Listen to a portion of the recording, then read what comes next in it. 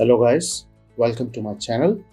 पहला तो मैं आपका बहुत बहुत शुक्रिया अदा करना चाहता हूँ। मैं आपका बहुत मशकूर हूँ कि आप मेरे चैनल को लाइक भी कर रहे हैं, सब्सक्राइब भी कर रहे हैं और फॉलो भी कर रहे हैं और मुझे बहुत अच्छा फीडबैक भी दे रहे हैं, जो मेरे लिए बहुत ही वैल्यूएबल है। मैं उनका तमाम दोस्तों का जो मेरी वीडियो को लाइक कर रहे हैं, सब्सक्राइब कर रहे हैं और फीडबैक दे रहे हैं, मैं उनका बहुत बहुत मशकूर हूँ। Thank you. और मेरा जो मकसद था वीडियो बनाने का, वो मकसद भी अब पूरा होता हुआ नज़र आ रहा है, क्योंकि लोग उस चीज़ को वैल्यू कर रहे हैं। तो अभी जैसा कि आप लोगों को पता है, मेरे चैनल पे मैंने एक सीरीज़ ऑलरेडी स्टार्ट की हुई है, जिसमें मैंने उन टॉपिक्स का जिक्र कर रहा हूँ जो आप पोर्चुगल के अंदर जब लैंड करते हैं तो आपको उन प्रॉब्लम्स का सामना करना पड़ सकता है। जैसा कि आप ऑनलाइन रिसर्च करते हैं, वीडियोस देखते हैं, उसमें जो बताया गया है, जो बता रहे हैं लोग, जिस तरह आपने सुना है, काफ़ी चीज़ें सही हैं, बहुत सारी चीज़ें गलत हैं। जो गलत हैं वो मैं भी उस चीज़ का डसा हुआ हूँ, मैंने भी वो एक्सपीरियंस लेकर ही आया था, लेकिन फॉर्चुनेटली मैं मेंटली प्रिपेयर था, तो मुझे इतना फ़र्क नहीं पड़ा।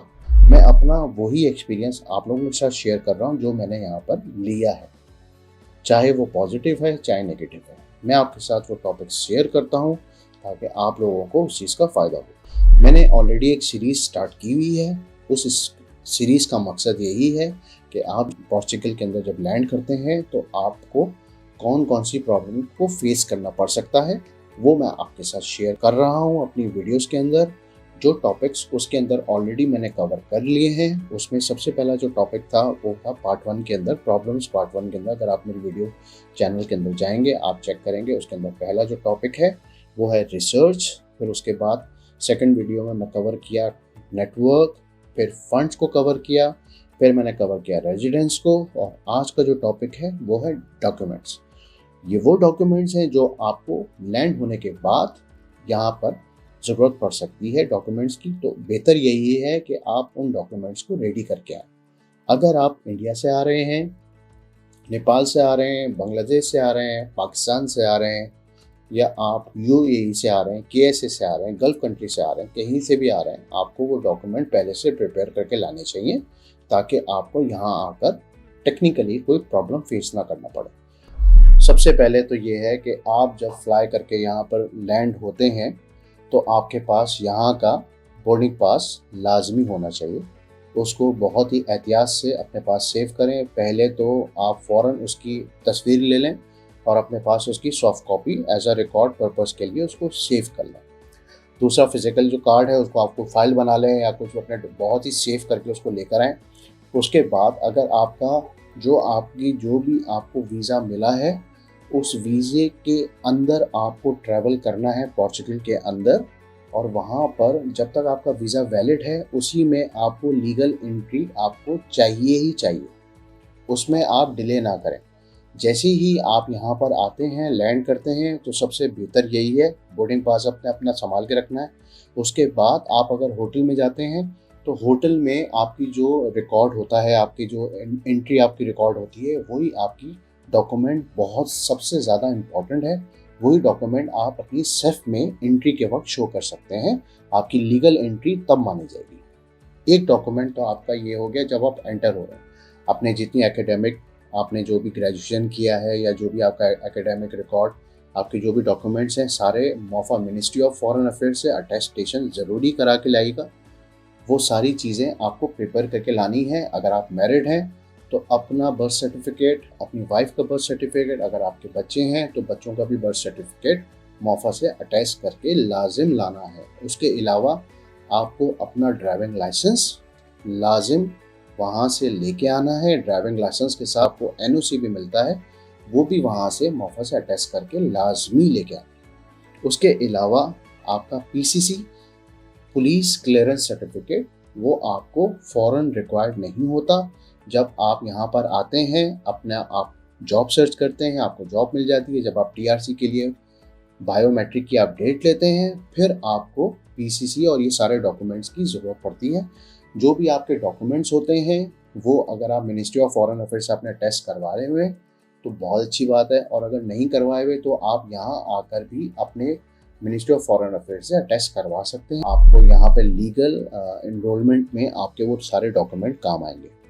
जिस तरह आप यहाँ पे लीगल आते हैं, आप सेफ में अपना पोर्टल ऑन कराते हैं, उसके बाद आपको फर्दर यहाँ के बायोमेट्रिक के लिए और फर्दर आपको चीज़ें डॉक्यूमेंट्स यहाँ पे रिक्वायर्ड होती हैं, जिसमें निफ होता है, निस होता है, सोशल सिक्योरिटी नंबर होता है और जुनता होता है। ये 4-5 चीज़ें आपको चाहिए होती हैं। आप अगर लीगल आएँ उसके बाद ये सारी स्टेप बाय स्टेप आपको फर्दर चीज़ें चाहिए होती हैं। डिफरेंट आर्टिकल्स भी हैं यहाँ पर। हर बंदा अपना डिफरेंट आर्टिकल खुद सेलेक्ट करता है कि कौन से आर्टिकल में फॉल कर रहा है, कौन से आर्टिकल के लिए कौन सा बंदा एलिजिबल है। फिर वो उसमें अपना केस फॉरवर्ड करता है और फिर उसका केस फॉरवर्ड होता है सेफ के अंदर। उसमें होता है निफ होता है, निस होता है, सोशल सिक्योरिटी नंबर होता है और जुनता होता है। ये सारी चीज़ें आपको फर्दर यहाँ आने के बाद चाहिए होती हैं। उसके बाद आप अपनी जॉब देखते हैं। जॉब देखने के बाद आपको जॉब मिल जाती है तो आपके लिए डॉक्यूमेंट्स प्रिपरेशन में और आसानी हो जाती है। फिर आपके टैक्सेस होते हैं, ये फर्दर चीज़ें हैं। ये जब आप यहाँ पर आएंगे तब आपको पता चल जाएगा। हर बंदे का अलग प्रोफाइल होता है, उस प्रोफाइल से वो अपने डॉक्यूमेंट सबमिट करता है। डिफरेंट आर्टिकल्स हैं, डिफरेंट आर्टिकल डिफरेंट लोगों के लिए है। कोई प्रोफेशनल है, डॉक्टर है, इंजीनियर है, कोई ब्लू कॉलर जॉब देख रहा है, कोई वाइट कॉलर जॉब देख रहा है। सबके प्रोफाइल अलग हैं। तो जब आप यहाँ पर आएंगे, डॉक्यूमेंट्स आपके पास होंगे, जो आर्टिकल आपको सूट करता हो, आप उसमें फॉल करते हो, आप उसमें अप्लाई कर सकते हैं। फर्दर यहाँ पर आने के बाद बहुत से लोग ये बोलते हैं कि भाई आप जाएं, निफ की फ़ीस इतनी है, निस की फ़ीस इतनी है, गवर्नमेंट फ़ीस बिल्कुल कम है। ये बिल्कुल सही बात है, गवर्नमेंट की फ़ीस बहुत कम है, लेकिन आप यहाँ आकर ये सब चीज़ें खुद नहीं बनवा सकते। टू बी ऑनेस्ट, ये बहुत ही डिफ़िकल्ट काम है। पहली बात तो ये, किसी को लैंग्वेज नहीं आती, पोर्तुगीज़ी लैंग्वेज बहुत ही डिफ़िकल्ट है। वहाँ पे आप अपना केस किस तरह फॉरवर्ड करेंगे। बहुत सारे लोग बोलते हैं कि यहाँ पर आएँ, सारे काम खुद करें, सस्ता है। नो डाउट गवर्नमेंट फ़ीस बहुत कम है, लेकिन आप वहाँ जाएंगे, आपको कोई गाइड करने वाला नहीं मिलेगा। ठीक है, आप अपनी रिसर्च करेंगे, बहुत टाइम, 1 महीना, 2 महीना, 3 महीने, 4 महीने, 5 महीने, 6 महीने भी लग सकते हैं। सबसे अच्छी बात यही है, मेरा मशवरा यही है, मैंने भी यही स्टेप उठाया था। मैं आया था और मैंने सीधा अपना एक लॉयर किया था। मैंने लॉयर की हेल्प से अपना केस सबमिट किया था और मुझे यकीन करें 2 वीक्स में मेरी सारी चीज़ें हो चुकी थी। पैसे लेते हैं, फ़ीस लेते हैं जो कि वो डिज़र्व करते हैं, सारे काम करते हैं।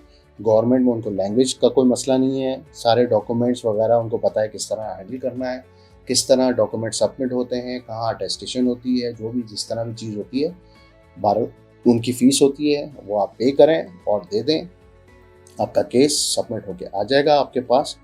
और दूसरी चॉइस यही है, आप खुद भी वो सारी चीज़ें कर सकते हैं, जैसा कि आपने रिसर्च की होगी।